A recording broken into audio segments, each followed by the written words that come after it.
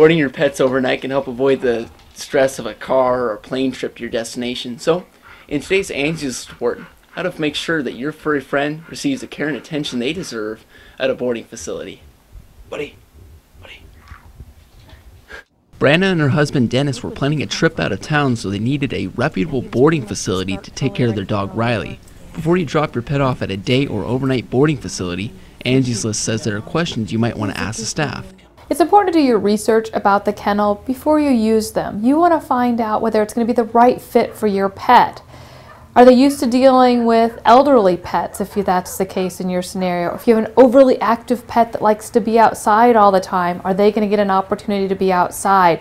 These are important questions to be sure you pick the kennel that's right for your pet. We did have to ask for them to actually be aware that he was an adopted dog with a very limited history other than some history of abuse and neglect. So we were afraid, because his temperament was somewhat unknown to us, if they would just keep a real eye on him before integrating him with the other animals there. And we were told that they would do a temperament testing of him before they ever integrated him with the other dogs, so that really put us at ease. It's also a good idea to ask what vaccines are required and how much your pet will be interacting with the other animals and staff.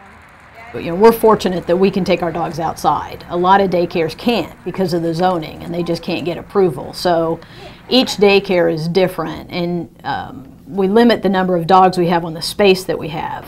Each dog needs a certain amount of space. If I put too many dogs in that room, they're going to feel crowded, and tempers might flare a little bit. So that would be a concern if you're looking for a daycare, is how many dogs are in there, and how many people do you have watching those dogs, and are there people watching them all the time, and do they have access to the outside?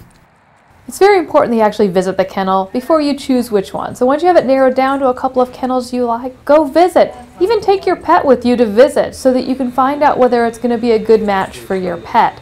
Also, be sure you understand exactly how the fees are going to work.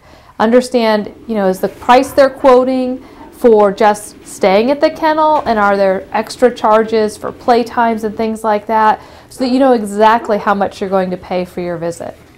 We've not used the doggy daycare yet, but we did use the boarding 2 different times. And both times we came back, his tail was wagging, and he seemed happy to see us, but he also seemed happy with his experience there. There are specific questions cat owners should ask prior to boarding, such as the cats, are they housed away from dogs, or do they have plenty of room to move around comfortably and to access their litter box?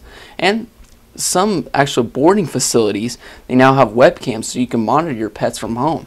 This is Ian B. Clark for News 46.